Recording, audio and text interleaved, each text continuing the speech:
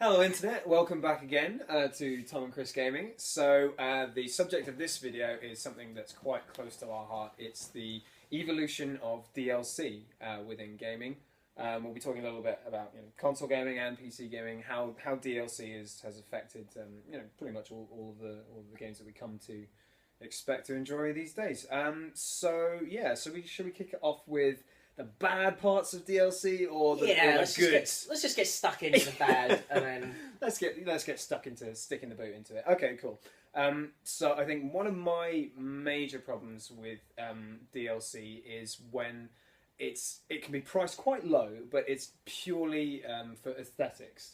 It's like where you're just doing sort of color skins, like new costumes. Armor skins, costumes, that kind of stuff like that, or weapons that just pretty have an aesthetic look, or actually, even worse, weapons that are. I mean, this has actually fallen out of favour a little bit. I seem to have found, but weapons that are sort of available for like collector's editions and stuff like that, or they're released on the first day of the game, and they bump your damage ability, or they're sort of unique game. Yeah, I hate weapons. That. No, you're right.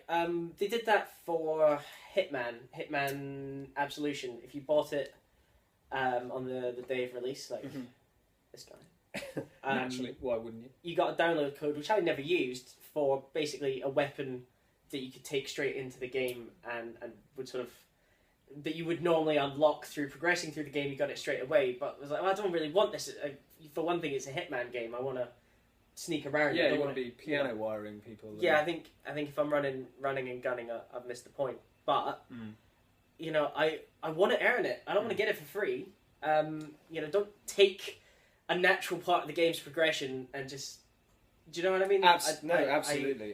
That's my major problem, is because obviously the developers, you've designed the game, you've designed the starting point to give you the requisite amount of equipment to progress naturally throughout the game. Why would you stick an overpowered weapon in right at the beginning just to get a jump on the game? Isn't that going to dilute the experience a little bit? Definitely. If the game has been designed intelligently, that's just going to skew it slightly, and I don't really understand why that's done. And so kind of 2 points really, and just to kind of put a ribbon on it. I really have an issue with paying even £2-3 for DLC that's purely for aesthetics. I mean, if it's a nice thing that's just thrown in extra and it's free DLC, then that's fantastic. If it's just sometimes designers have a little bit of extra time on their hands and they just knock up some new skins and stuff, and that's fine. I have no problem with that. But if you're actually just saying this is a specific product for itself, even for a few quid, that kind of pisses me off. I'm not a big fan of it. It was interesting. They kind of did that in Street Fighter 4, where you could buy like a DLC pack. Yeah. And the pack would come with a whole bunch of stuff. All of it aesthetic though, so it's still shit. But at least you weren't paying too much for it. Yeah. But you get like new costumes or new skins for different characters. Mm-hmm. And a couple of little like themes and bullshit like that. And I mean, to be honest, I don't mind that as much, because if it's out there, it's out there. And people want to pay for it. That's their business. I could not care less. Whether or not I've got Ryu in a white gi or a sort of beige gi. And what's a beige gi? No one. And oftentimes I think. These sort of aesthetic DLCs tend to just make the game look silly. Yeah. And if that's what you're into, that's fine. Yeah.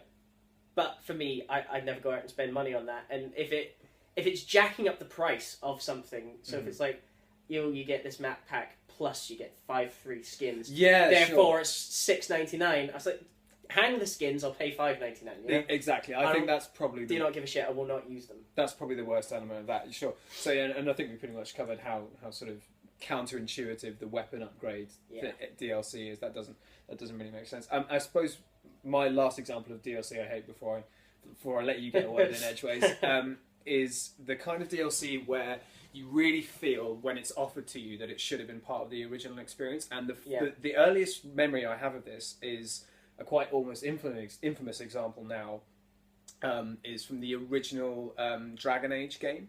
I don't know if you ever heard about this, but so basically you played the game and you got to your followers' sort of campfire setting, and this bloke comes up to you and is like, "Oh, do you want to go to Warden's Keep and help, stop a horrible evil there?" It's like, "Yeah, that sounds great. Sounds like that's my shit. I love thwarting evil and going to keeps and stuff. That's awesome." It's like, great. Okay, and then it just a little box pops up and says, "This is DLC. You're going to need to pay $8.99 for that." Yeah. What?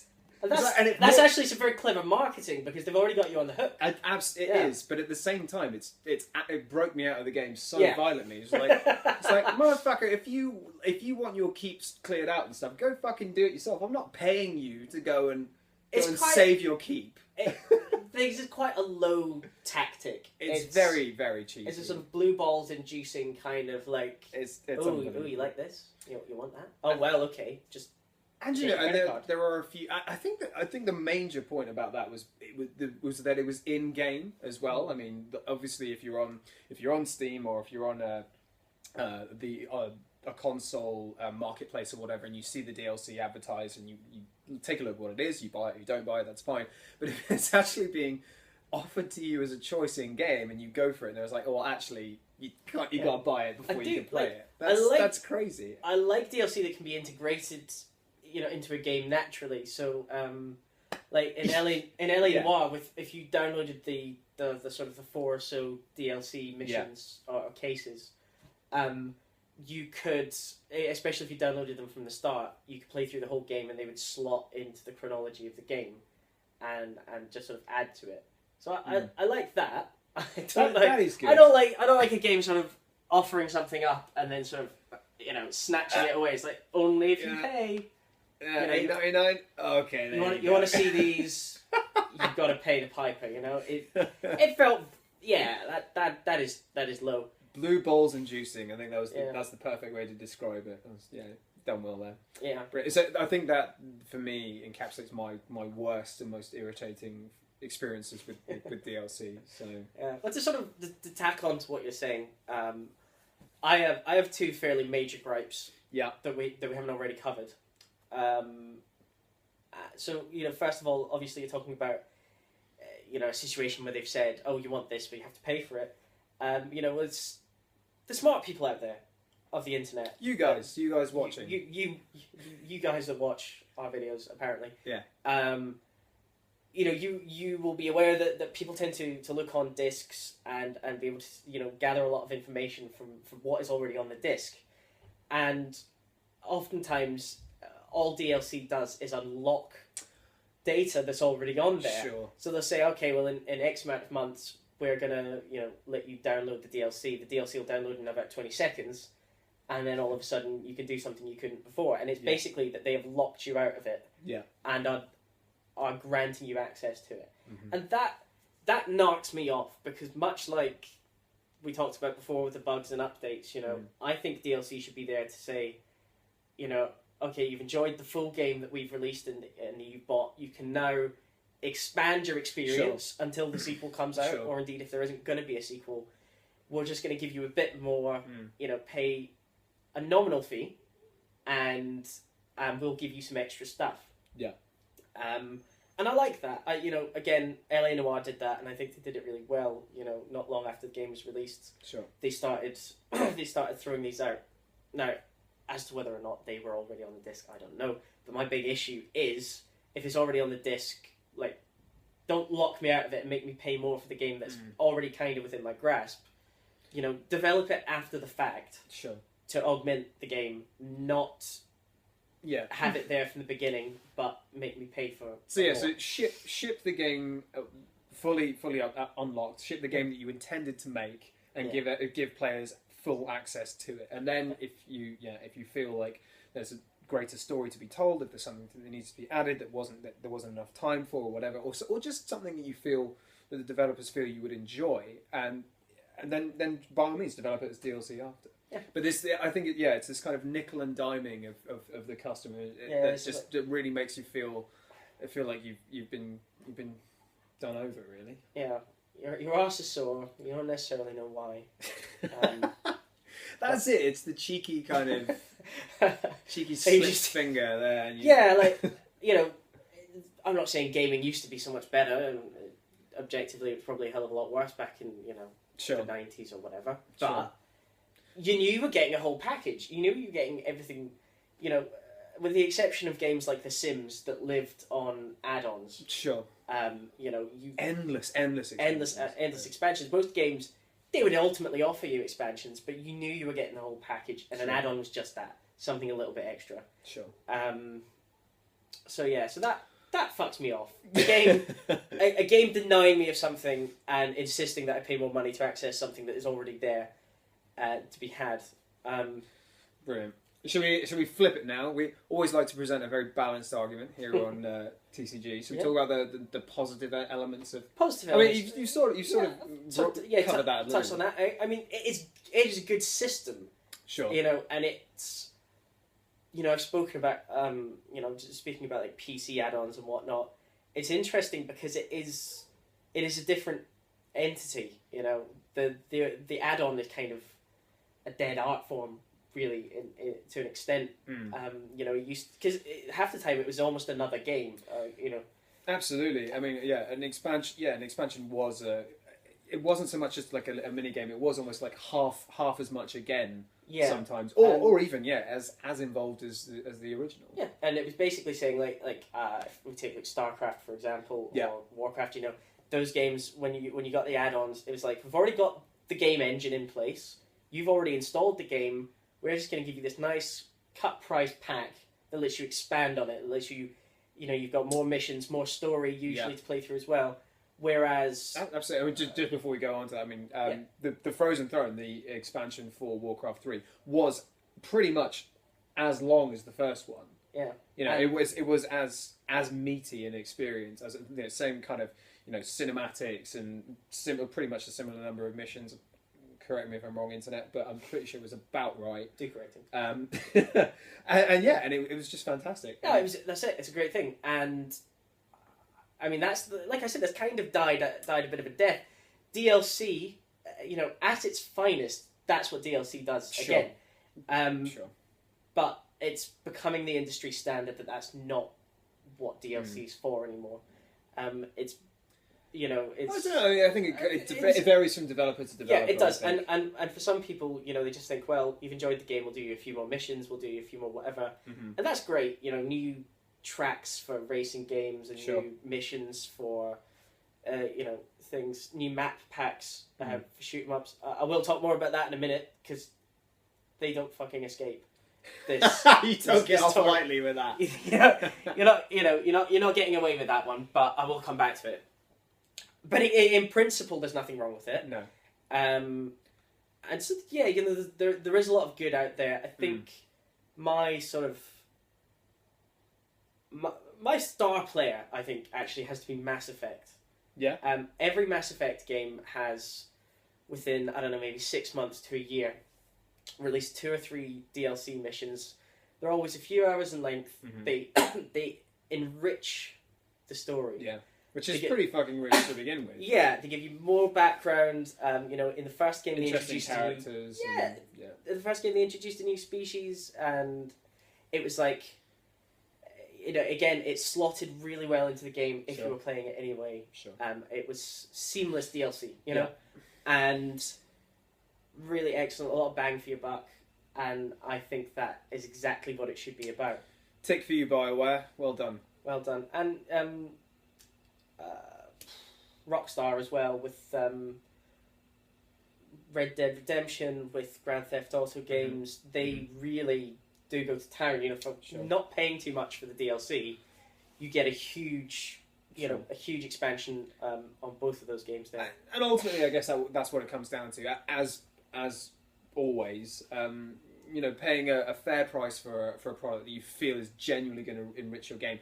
But as long as the DLC doesn't kind of trick you into thinking it's more meaty than it's not, it's got to be clearly labelled of what it is, what it does. I mean, if it's just purely aesthetics and fucking skins and weapons and stuff like that, as long as if that's what you want to, if that's going to enhance your game, that's fine. It's not for me, but I can understand why some people would be interested in that. Great. But if it gives a very clear idea of what you're getting for your £5 or $8.99 or whatever, and it actually delivers, then it's the best. It's one of the great innovations of modern gaming. which is great. So just more of that, please. More of that, and less of that bullshit with the alien colonial marines weapons and. Oh, don't even talk to me. Oh. I think one thing that I'm happy about and kind of impressed with, I suppose, is that the console gaming industry and the PC gaming industry at large have managed to hold out against what the mobile gaming industry suffers with, which is free-to-play games with in-app purchases. Yeah. Or, what... I remember before Destiny came out, a lot of people were saying, you buy the game, you get the game, but there's going to be in-game purchases that will give you, like, enhanced experience or whatever else. Sure.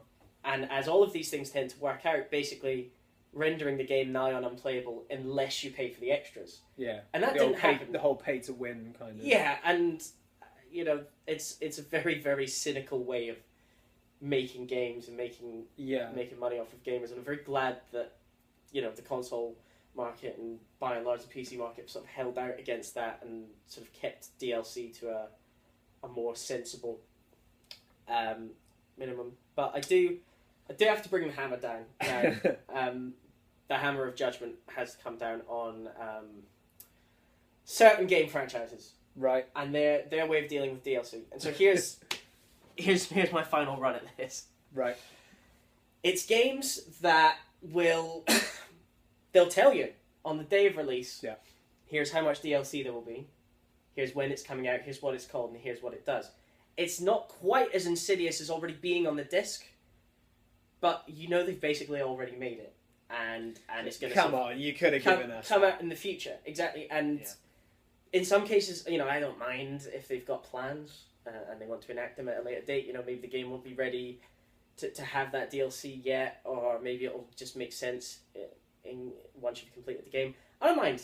That doesn't bother me too much. Yeah. But when it just becomes the industry standard, for example, if a Call of Duty game comes out, or they did it with Titanfall, they usually do it with Halo as well, you will be told right from the get-go, there will be 3 map packs, major map packs.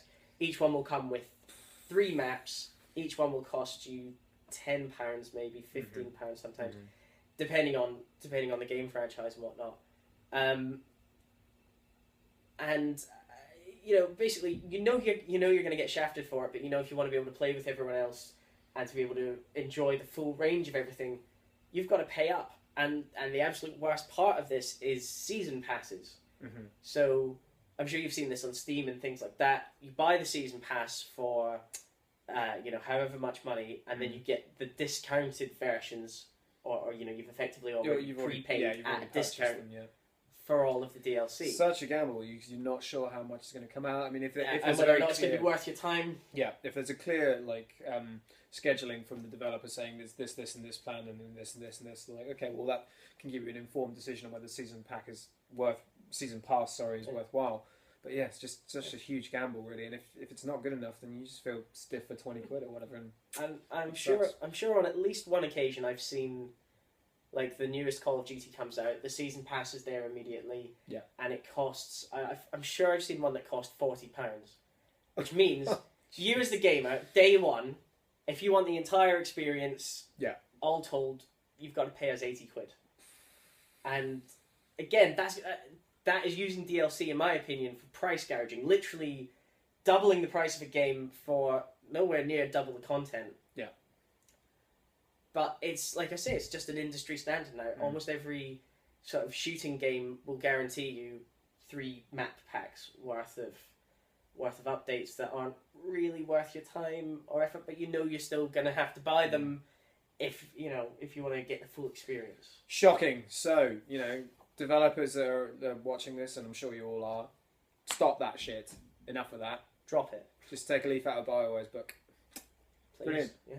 Okay. Right, I think we put a button on that. Yeah, I feel good. Happy with that? Good. Quite cathartic.